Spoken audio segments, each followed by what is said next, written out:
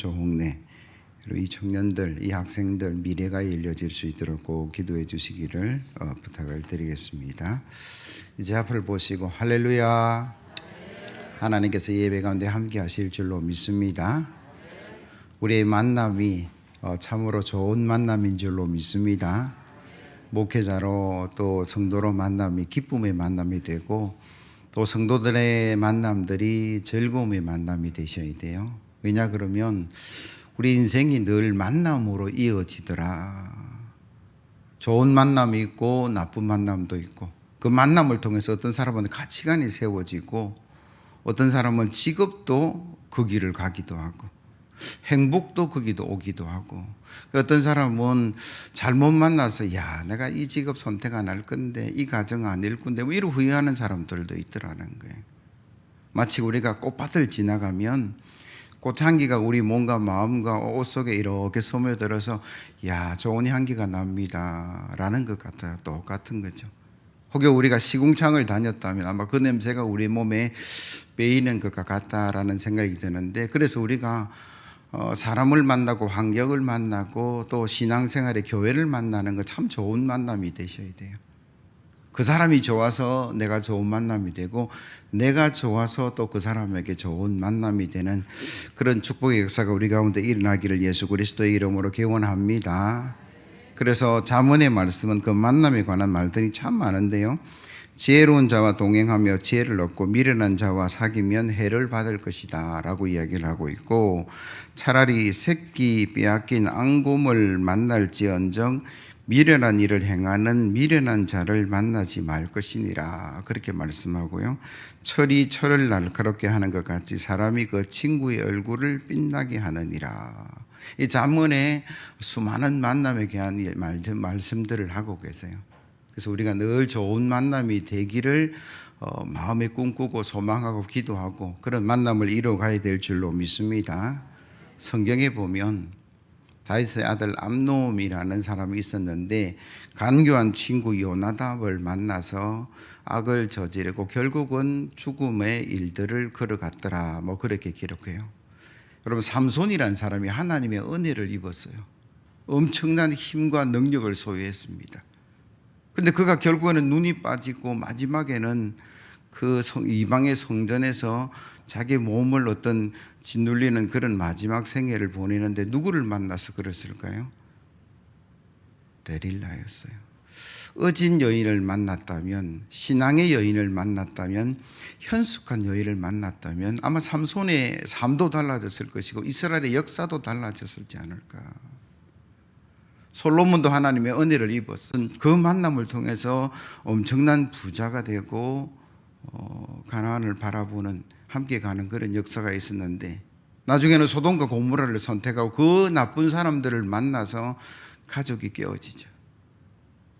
아내를 잃고 뭐 이런 이상한 일들을 경험하는 그 모습을 보면서 야 우리가 참 좋은 만남을 가져야 되겠구나. 그래서 여러분들이 꼭 기도해야 될 게 뭐냐면 출근하면서 아침에 집을 나서면서 오늘 하나님 만나는 사람마다 좋은 만남 되게 해달라고 꼭 기도하셔야 되고 출근하는 남편, 아내와 학교 가는 아이들을 위해서 여러분들 꼭 그 뒤통수에 대고 뭘 기도하셔야 돼요? 하나님 저들의 길을 인도하여 주시고 저들의 만남이 선한 만남이 되게 해달라고. 그 만남이 인생을 바꾸어 나가더라는 거죠. 사울은 다메섹 도상에서 부활하신 예수님을 만나서 그 인생이 180도로 바뀌었다라고 성경은 기록하죠. 핍박자에서 전도자가 되었다. 우리가 읽는 성경의 수많은 성경들이 그로 인해서 이루어졌다라고 성경은 말씀하고 계시죠. 만약에 사울이 바울되지 않았다면, 사울이 예수님 만나지 않았다면 우리는 로마서나 갈라디아서나 에베소 주옥 같은 성경을 가질 수 없는 거죠. 그래서 우리가 누구를 만나냐, 사람도 만남이 중요하고 하나님 만남도 중요하고 오늘 이 예배 가운데 성령이 임재하셔서 여러분들의 마음을 어루만져 주시고 여러분 육체를 어루만져 주시는 그런 복된 시간 되기를 예수 그리스도의 이름으로 기원합니다.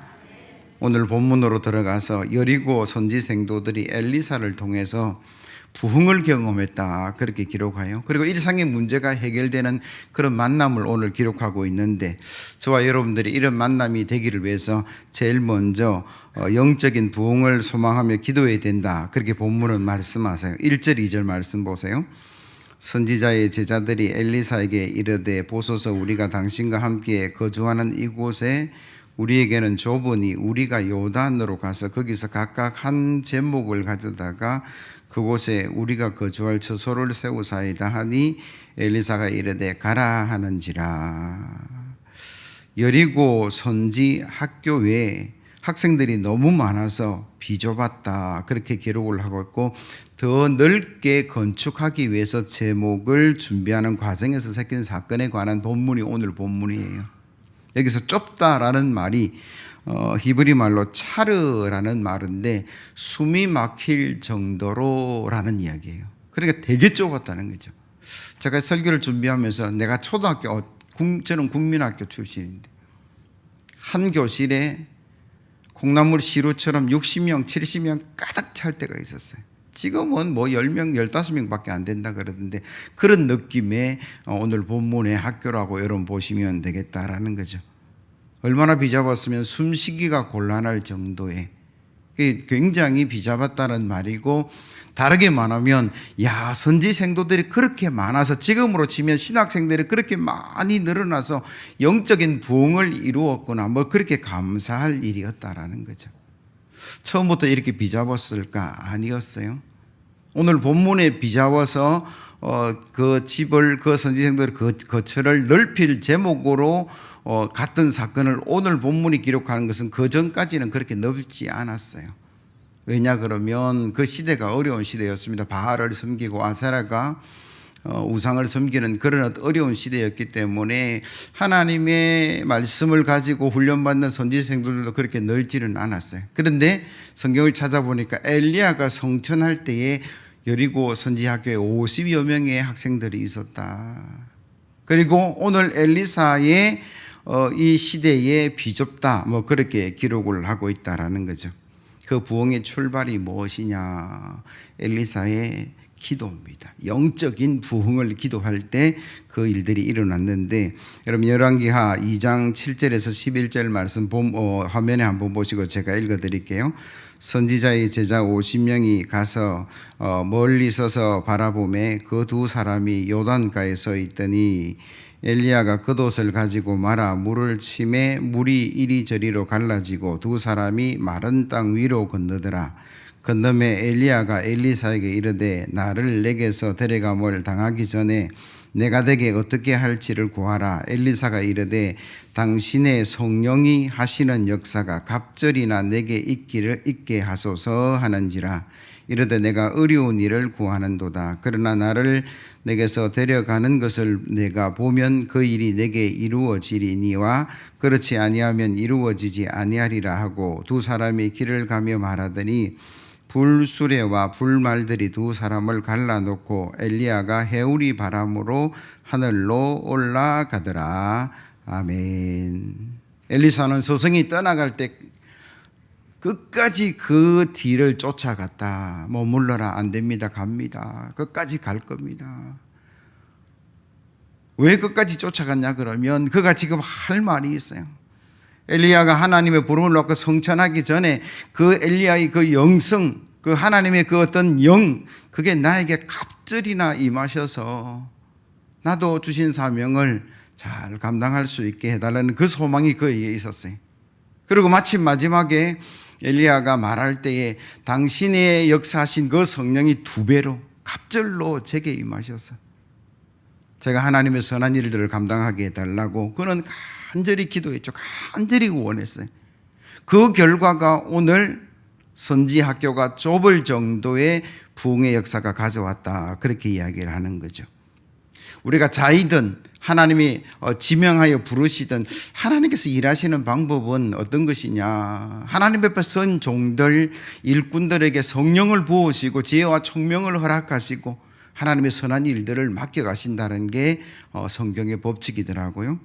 이번 주 새벽 기도의 묵상 말씀 중에 이 성막을 이루는 그 하나님의 말씀을 통해서 우리가 확인할 수 있는데, 출애굽기 31장 1절에서 5절 말씀이에요.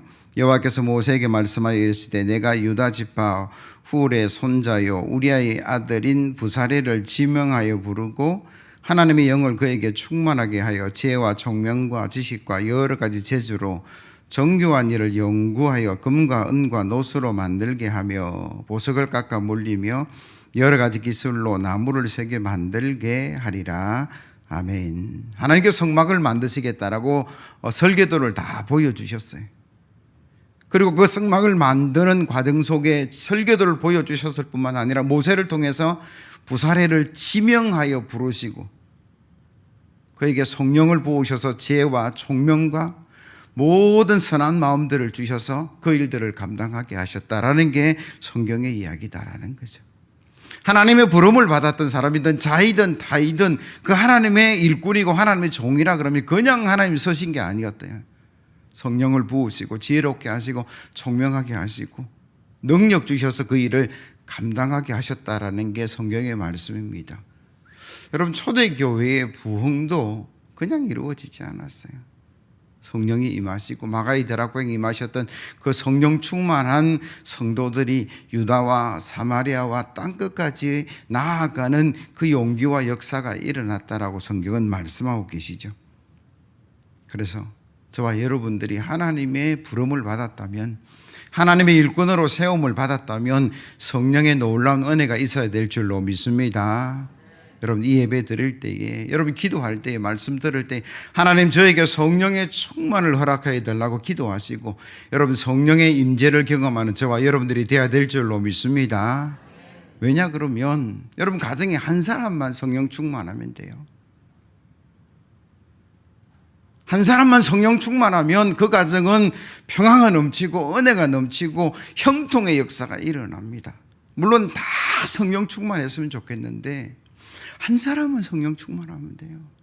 그래서 성령 충만하지 못한 식구들이 좀 어려움을 당하고 힘든 일이 있으면 그 성령 충만한 사람이 성령의 은혜를 나누고 케어하고 돌보고 함께 갈 수 있는 게 성경의 말씀이죠. 교회도 마찬가지예요. 하나님의 일꾼으로 세워진 저가, 우리 장로님들이, 권사님들이 성령 충만하게 되면 우리 교회는 부흥의 놀라운 역사가 일어날 줄로 믿습니다. 그래서 저와 여러분들이 늘 기도해야 될 게 뭐냐 하면, 하나님이 일하시는 방법이 우리를 지명하여 부르시고 성령을 부으셔서 지혜 총명 주셔서 사용하신다. 그러니까 우리는 이미 부름을 받았으니까 성령의 은혜를 사모하시고 하나님의 선한 도구로 사용받아서 교회를 세우고 나라를 세우고 가정을 살리는 저와 여러분들이 되어야 될 줄로 믿습니다. 그렇다면 성령 충만이 어떻게 이루어지는가? 성경에 보니까 간략하게 이렇게 말씀하세요. 말씀에 순종할 때 성령의 임재의 역사가 일어난다. 사도행전 1장 4절 말씀, 사도와 함께 모이사 그들에게 분부하여 이르시되 예루살렘을 떠나지 말고 내게서 들은 바 아버지께서 약속하신 것을 기다리라. 예루살렘에 떠나지 말고 기다리라, 그렇게 이야기를 하죠. 예수님께서 부활을 성천하시면서 제자들에게 뭐라 말씀하시냐 그러면 예루살렘에 머물러 기도하고 기다리라. 예수님의 성천을 목격한 사람이 한 500여 명이 된다라고 성경은 기록하는데, 여러분 마가의 다락방에 성령을 경험한 사람들은 120명 정도 그렇게 이야기하죠. 그 나머지들은 다 어디 갔을까요? 기다리지 못했다라는 거예요. 하나님의 약속의 말씀에 순종하지 못했습니다. 물론 이유들이 다 있었을 거예요. 뭐 사업상 바쁘고 뭐 이런 일 있고 저런 일 있고. 그러나 누가 성령을 경험하느냐?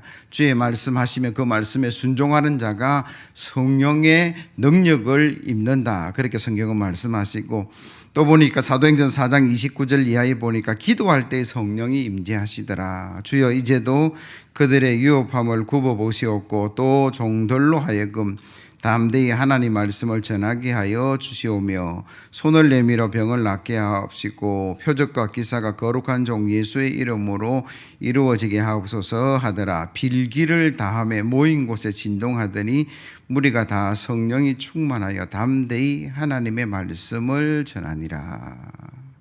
빌기를 다함에, 기도가 끝나고 그 속에 성령의 역사가 일어났다라는 거예요. 여러분 무슨 이유서든지 기도를 멈추었다면 다시 기도가 시작돼야 될 줄로 믿습니다. 새벽 기도도 하시고 저녁 기도도 하시고 낮에도 기도하시고, 아무리 바빠도 성도들은 기도할 수 있어야 됩니다. 물론 교회 와서 기도하면 제일 좋겠지만 그렇지 못하면 여러분 직장에서도 기도하시고 가정에서도 기도하시고 길을 걸어가면서도 기도하셔야 돼요. 왜? 기도하는 자녀에게 하나님의 능력을 부어주신다라고 말씀하고 계시고 있기 때문이다라는 거죠.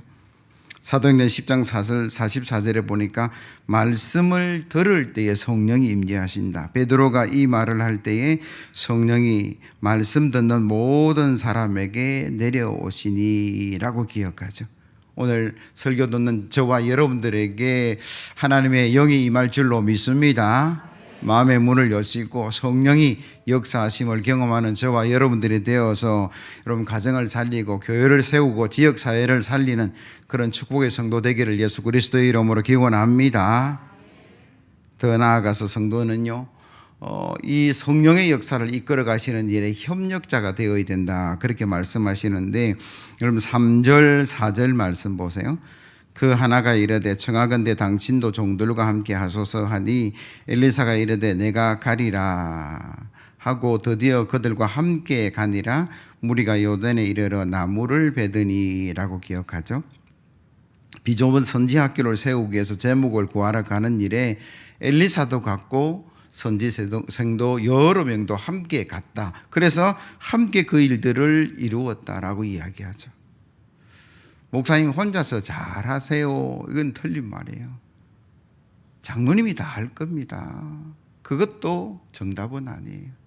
우리 모두가 기도하고 우리 모두가 정성을 모아야만이 하나님의 일은 이루어질 줄로 믿습니다. 물론 목사님이 앞서가고 장로님들이 앞서가야 되겠죠. 모범이 돼야 될 것은 맞습니다만, 아이고 나는 뭐 평신도인데, 나는 뭐 새신자인데, 구경꾼으로 가서는요 하나님의 은혜를 누리지도 못하고 하나님의 역사도 이루어낼 수 없다, 그렇게 성경은 말씀하세요. 성경이 한 사람을 세워 나가는 방법이 뭐냐 그러면 수많은 협력자들을 세워서 그 일들을 이루더라. 가장 대표적인 경우가 여러분 사울이 바울 되고, 바울이 하나님의 선한 역사를 이루어갈 때 로마서 16장에 보면 36명인가 38명인가 이름이 기록되어 있어요. 기록된 사람만 그 사람들이고, 더 많은 기도의 동력자, 물질의 후원자, 내가 생명을 바쳐서 그를 보호하겠다는 사람들이 있었다라고 로마서는 말하고 있죠. 사울이 바울 될 때에 다메섹 도상으로 말을 타고 제사장의 공문을 들고 다메섹에 있는 성도들을 죽여도 좋다, 감옥에 넣어도 좋다, 그렇게 그런 말 타고 달려가다가 예수님이 빛으로 나타나셨다라고 우리가 다 알고 있는 이야기죠. 그리고 예수님께서 그의 인생을 바꾸어 주셨는데 얼마나 강력한 빛이었는지 그의 눈이 어두워졌다라고 성경은 기록하죠. 이제는 사울은요 더 이상 어디로 가야 될지 도저히 알 수 없는 눈 어두운 사람이 되어버렸어요. 근데 그가 다시 하나님의 선한 역사를 이루는 그 전환점에 제일 먼저 부름을 받은 사람이 누구냐면 아나니아라는 사람이에요. 예수님께서 아나니아에게 나타나셔서 야, 사울에게 가서 안수하고 기도해 줘라. 예수님, 예수 믿는 사람 죽이려고 오는 그 사람을 위해서 내가 기도해야 됩니까? 라고 하니까 예수님 말씀이 뭐였어요? 아니야, 변화되었고 회복되었고 이방을 위해서 내가 부른 사도야 라고 예수님 말씀하셔서, 그래서 아나니아가 기꺼이 가서 그에게 기도해 주었다. 사도행전 9장 17절 이하의 말씀으로 확인하면요, 아나니아가 떠나 그 집에 들어가서 그에게 안수하여 이르되 형제 사울아, 주 곧 내가 오는 길에서 나타나셨던 예수께서 나를 보내어 너로 다시 보게 하시고 성령으로 충만하게 하신다 하니 즉시 사울의 눈에서 비늘 같은 것이 벗겨져 다시 보게 된지라. 일어나 세례를 받고 음식을 먹으며 강건하여 지니라. 사울이 다메섹에 있는 제자들과 함께 며칠 있을새 즉시로 각 회당에서 예수를 하나님의 아들이심을 전파하니. 즉시로 그랬어요. 어제만 하더라도 핍박자였는데 며칠 지나고 전도자가 되었어요. 근데 유대인들은 저 배신자 뭐 이렇게 될 거고, 그리스도인들은 아직까지 의심을 하고 있는 상황인데, 제일 먼저 유대인이 죽이고자 하는데 그때에 사울을 보호하고 협력자로 세운 두 번째 사람이 누구냐면 제자들, 그렇게 이야기합니다. 사도행전 9장 23절 이하를 제가 다 읽어드릴게요. 여러 날이 지나며 유대인들이 사울을 죽이기를 공모하더니 그 계교가 사울에게 알려지니라. 그들이 그를 죽이려고 밤낮으로 성문까지 지키거늘 그의 제자들이 밤에 사울을 광주리에 담아 성벽에서 달아내리리라. 사울 죽이겠다고 마음먹고 작정한 사람들이 문을 지키고 있으니까 못 빠져나갔어요. 그래서 줄을 내려서 광주리에 담아서 그를 살린 제자들이 있었다라고 성경은 기록하고, 유대인에게로부터는 그렇게 구원을 받았어요. 보호를 받았어요. 그런데 정작 예수 믿는 사람은 아직까지 그를 받아들이지 못했습니다. 어제까지, 지난주까지 핍박자였는데 이제 돌아서서 예수를 하나님의 아들이라고 전하는 게, 제가 아마 작전이 아닐까 뭐 이런 생각을 했을 것 같아요.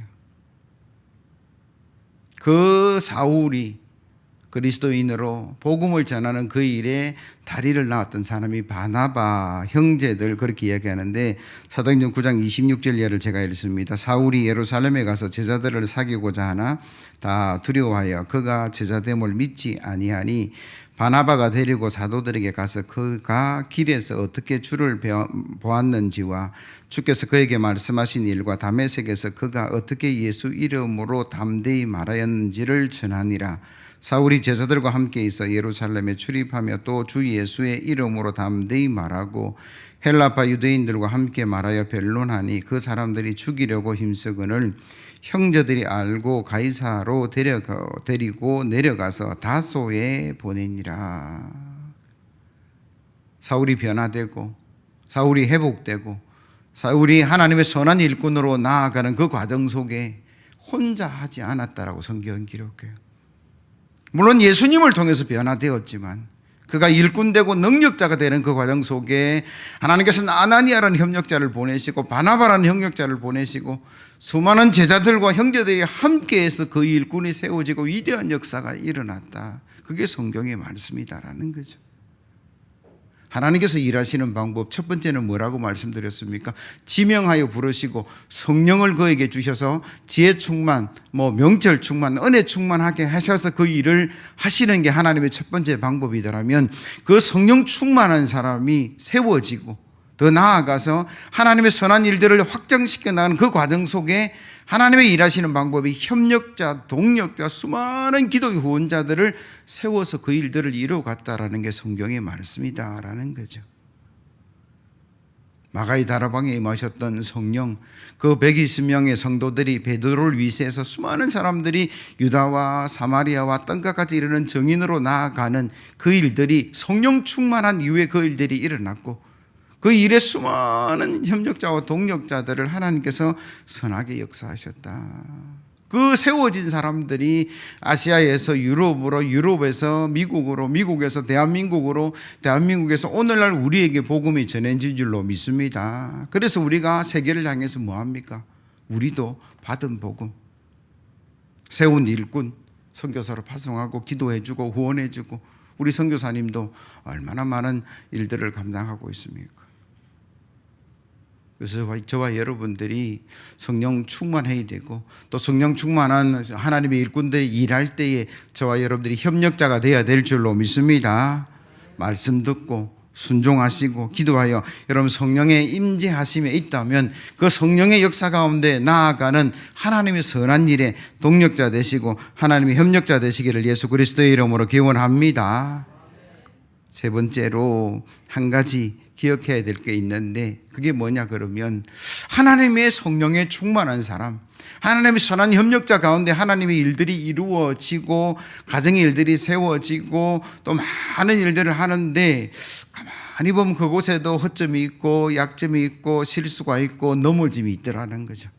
이유가 뭘까? 모두가 성령 충만했으면 좋겠는데 그렇지 않아서 그래요. 내가 완벽했으면 좋겠는데 그렇지 않아서 그렇다라는 거예요. 그럴 때 우리는 뭐 해야 됩니까? 낙심하지 않아야 되죠. 하나님이 일하다가 때로는 그것 때문에 충돌이 일어나기도 하고 때로는 실수가 일어나기도 하고 아픔이 일어나기도 한 것은 사실이에요. 그러나 그것 때문에 우리 낙심하고 주저하지 않고 다시 일어서는 저와 여러분들이 되어야 될 줄로 믿습니다. 오늘 5절에서 7절 말씀을 보시면요, 같이 읽어볼까요? 5절에서 7절 말씀을 같이 한번 읽어봅니다. 시작. 한 사람이 나무를 벨 때에 새 도끼가 물에 떨어진지라. 이에 외쳐 이르되 하나님의 사람이 이르되 어디 빠졌느냐 하매 그곳을 보이는지라. 엘리사가 나무가지를 베어 물에 던져 새 도끼를 떠오르게 하고 이르되 너는 그것을 잡아라 하니 그 사람이 손을 내밀어 그것을 집으니라. 아멘. 너무 부흥해서 이제는 비좋은 숙소와 학교를 더 넓히기 위해서 제목을 구하러 가는 그 좋은 일에 열심히 막 도끼질을 하고 나무를 자르던 헌신된 그 사람에게 어려움이 다가온 게 뭐냐 그러면 도끼자루가 쑥 빠져서 그냥 요단 강물에 빠져버린 거예요. 그럴 때에 두 가지 자세가 나오겠죠.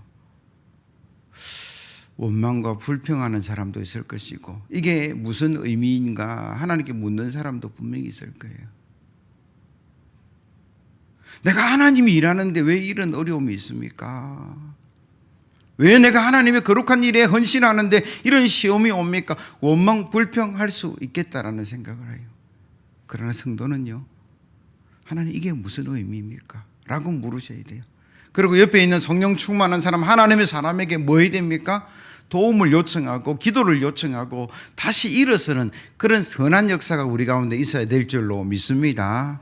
오늘 열심히 헌신하던 사람이 실수로 뭐 했습니까? 도끼를 물에 빠뜨렸어요. 그는 뭐라고 이야기합니까? 내 주여 이는 빌려온 것이니이다. 그가 외쳐 이르되 는 뭐야? 한탄이죠. 왜 이럴까? 뭐 이런 어떤 느낌의 이야기죠. 그런데 그 다음에 그가 뭐라고 이야기합니까? 주여, 내 주여라고 이야기하는 거예요. 한번 따라 합시다. 주여. 여러분 어려움이 있을 때마다 하나님 이름 부르셔야 되고 여러분 하나님의 성령 사람을 찾으셔야 돼요. 그러면서 그가 뭐라고 가서하냐면 빌려온 것인데 빠뜨렸습니다. 그 외에 한 게 아무것도 없어요. 그러니까 하나님의 사람이 하나님께 기도하고 그걸 떠올렸다. 그게 오늘 본문의 내용이다라는 거죠. 여러분 어려움이 없는 게 아닙니다. 어려움 있을 수 있어요. 혼란이 없는 게 아닙니다. 우리가 주님을 부르셔야 돼요. 주님을 찾으셔야 돼요. 하나님이 사람에게 기도를 요청하고 도움을 요청해야 된다는 사실을 성경은 우리에게 말씀하고 계세요. 늘 감사한 것 중에 하나가 뭐냐 그러면 목사님 이런 문제 있습니다. 기도해 주세요. 뭐 제가 그렇게 기도의 능력은 없지만 새벽 기도할 때마다 하나님 그 가정에 이런 어려움이 있습니다. 하나님께서 역사해 달라고 기도합니다. 그러면 종종 들려오는 소식이 이런 응답을 받았습니다. 이런 역사가 일어났습니다. 최근에도 되게 기쁜 저도 계속 그 가정을 위해서 기도했는데 그 기도 제목이 올라와서 기도했는데 결과가 다 왔어요. 그 기도가 응답되는 역사.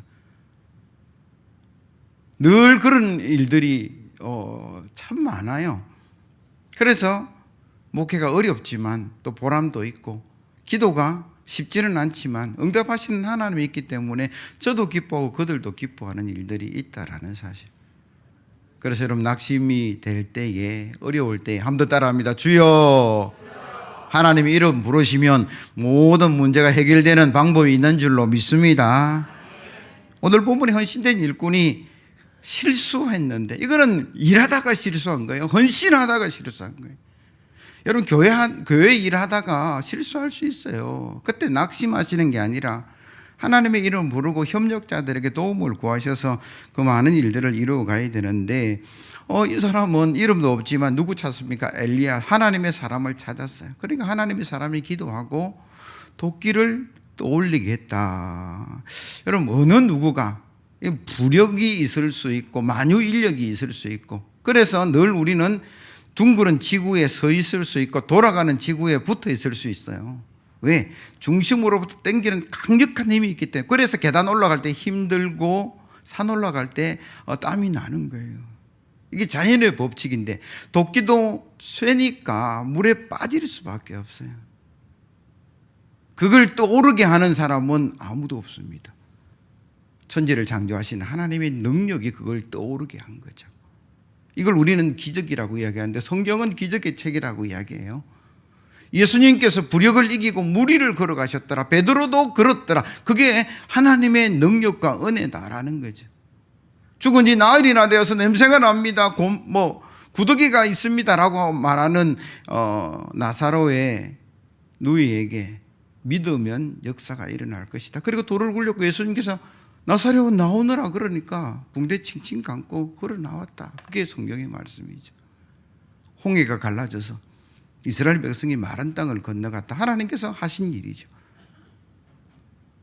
히스기야가 병들어서 기도하니까 하나님께서 그의 수명을 15년 연장시켜 주시면서 하나님 이거 어떻게 믿을까요? 나에게 증거를 하나 보여주세요. 그러니까 하나님께서 뭐하고 거기에서 해의 그림자가 10도 물러갔다. 그게 성경의 기록이에요.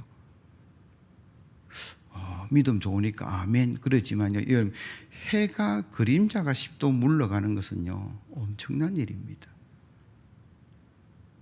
태양, 수성, 금성, 지구, 화성, 목성, 토성, 천왕성, 해왕성 이 태양계가 서로 밀고 당기는 힘으로 자전과 공전을 하는 거예요. 지 스스로 돌면서도 태양 주변을 돌고 있어요. 태양이 중심이 되는데 이게 뭔가 물러간다든지 움직여버리면 이게 싹 다 깨어져 버리는데 성경은 거짓입니까? 진실입니까? 진실인데 어떻게 그게 가능한가? 하나님의 능력이 가능한 거죠. 제가 곰곰이 생각해 보니까 지금 같으면 야 잠수부 불러라. 그래서 잠수부가 들어가서 몇 시간을 찾아낼 수도 있겠다는 생각이 들어요. 그래서 예수 믿는 사람들 중에도 무슨 문제가 생기면 내 지혜로 잠수부도 부르고 찾아내는 방법을 선택하는 성도들도 참 많은 것 같아요. 기도보다는 하나님의 능력을 의지하기보다는 뭐 이미 눈에 보이는 방식이 있는데 뭘 기도해. 그러나 우리 앞에는요 두 가지 방식이 있다면 돈도 들고 시간도 들고 실패할 수 있는 가능성이 참으로 많은 그 방법보다는 하나님의 사람을 찾고 주의 이름을 부르고 기도하는 것이 더 지혜로운 방법인 줄로 믿습니다. 그래서 저와 여러분들이 주의 이름을 부를 때에 하나님의 능력과 은혜가 차고 넘칠 줄로 믿습니다. 우리의 문제들이 물러갈 줄로 믿습니다. 여러분 그렇게 하시면 좋겠어요. 근데 오늘 본문의 마지막으로 한 가지 더 보면 엘리사가 물에 떠올렸는데 엘리사가 잡아오라라고 이야기하지 않고 그 사람에게 그걸 가져오라 그렇게 이야기합니다. 하나님의 사람이 기도하고 하나님의 그 능력과 은혜로 새 도끼를 물에 떠올리게 했는데 물 밖으로 나오게 했는데 당신이 집어오시오라는 본문은 뭘 의미할까요? 나 진짜 안 할랍니다 이제. 내가 헌신하다가 실수해서 수많은 사람들이 눈초리가 이상한데 저 도끼지 안 잡을래요 이렇게 말할 수도 있지 않을까. 근데 그 사람은 기꺼이 가서 다시 도끼를 잡아서 다시 꽂아서 열심히 나무를 펴서 확장하는 그 일에 다시 헌신을 했는데 나 안 합니다라고 거부했으면 그 도끼는 아마도 다시 깔아앉을 수도 있겠다라는 상상을 제가 해봤어요. 무슨 이야기냐?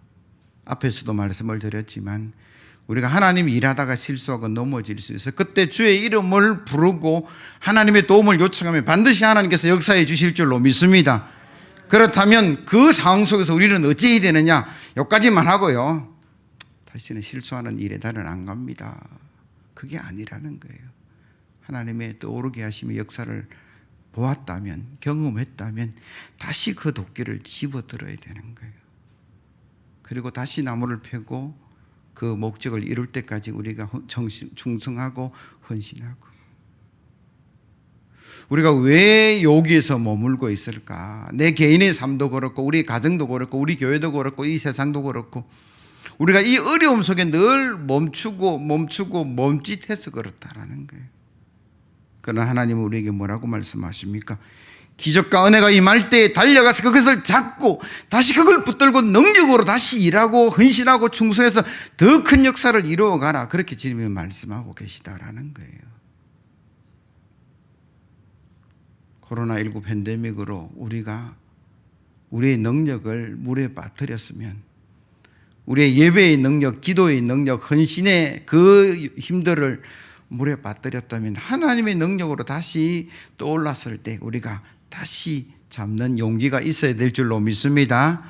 하나님의 은혜를 붙들고 저와 여러분들이 다시 하나님의 선한 일들에 그 감당하는 그런 우리 자세가 우리 속에 있을 때 하나님의 더 큰 능력과 은혜가 일어날 줄로 믿습니다.